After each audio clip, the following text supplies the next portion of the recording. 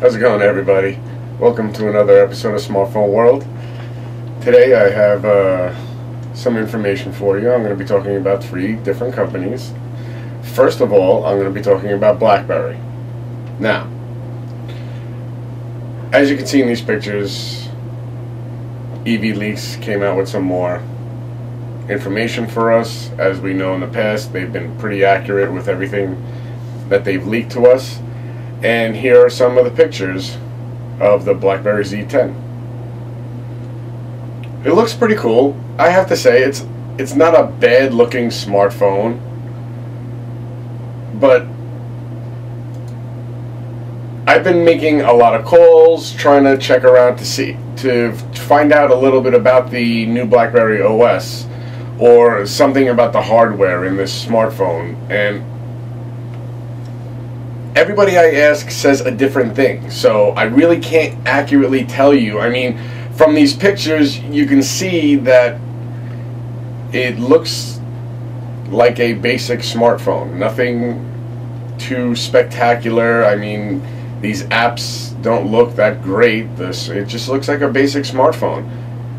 If anything, this would be a great starter smartphone. You know, like a first smartphone for somebody to get used to using apps. I mean, it looks like they're going to have a map program, so there'll be GPS. They're going to have that Facebook app, browser, contacts. I mean, it looks pretty basic. I mean, it does look like there's a ton of pages that you can scroll through, but I don't really have any information for you on it. So I can't tell you anything. Sorry, guys. Alright, well, let's move on. I want to talk a little bit about Apple. Anybody looking at the stock price of Apple? $450 a share now, down from $700 4 months ago. Do you know that the value of the company dropped in the past 4 months? Literally billions of dollars. Billions. Since the release of the new iPhone and the iPad mini and their new iPad. I gotta tell you guys, how much proof do you need that they're doing the wrong things? In a way, I'm happy Steve Jobs isn't here to see this, because he would be flipping at this. Would kill him. This right here would kill him. I have a live ticker right now and it's down to 449. Meanwhile, we have Samsung that's trading at over $1,300 a share. Can you believe that? $1,300 a share. That's ridiculous. We have Google that's over $700 a share, and there's a lot of investment brokers all over the world that downgraded Apple stock. They're not really pushing them anymore. Why is that? I don't know if you guys can see it or not. I mean, Samsung, they registered record profits for the 4th quarter of 2012. $6.6 billion. They clearly sold the most smartphones. The Galaxy S3, Galaxy S2, the Galaxy Note 1 and 2, all those smartphones. I'm telling you right now, Samsung is definitely, if you have the money to invest, with their new 5-octa smart processor. Okay, let me explain something to you about this processor. There have been some reports that are saying the processor is a joke.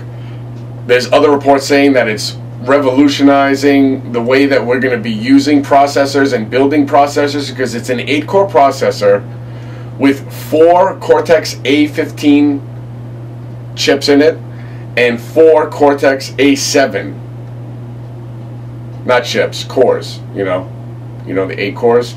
Well, 4 cores are going to be the Cortex A15, other 4 cores are going to be the A7.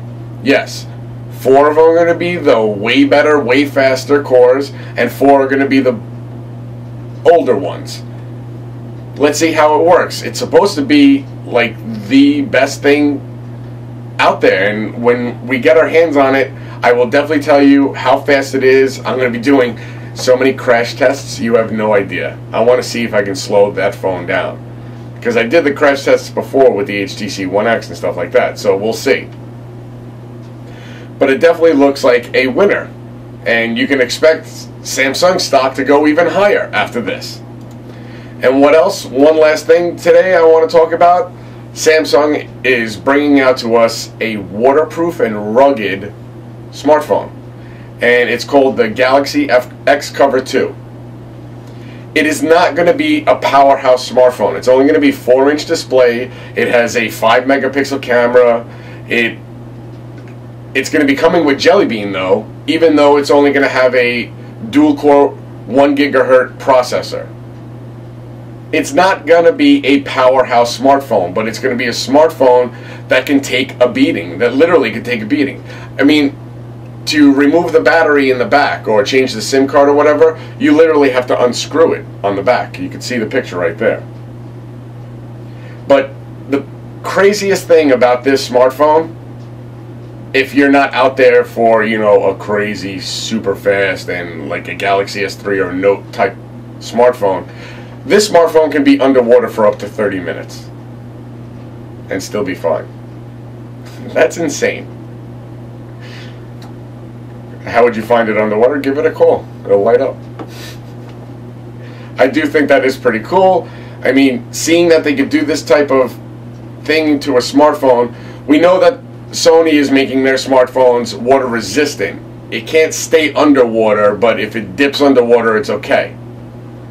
This is completely different. This one could be submerged underwater for up to a meter for 30 minutes. That's crazy. The battery's supposed to be 1700 mAh, which is fine because it doesn't have much to power. Believe it or not, 1700 mAh for a 4-inch smartphone is pretty good. It's actually very good. It's going to have an LED flash for the camera. It's pretty awesome. I like it. For those people that, you know, work in construction or any type of hard job where they're dropping their phones all the time and they're just tired of having a flip phone that does nothing, this is definitely a step up from a flip phone, guys. And it's rugged and durable. That's pretty cool. Well, that was another episode of the Smartphone World. I hope you guys liked it. Please click subscribe, share, visit Facebook, click like on my Facebook fan page, Twitter account. Alright guys, have a great one.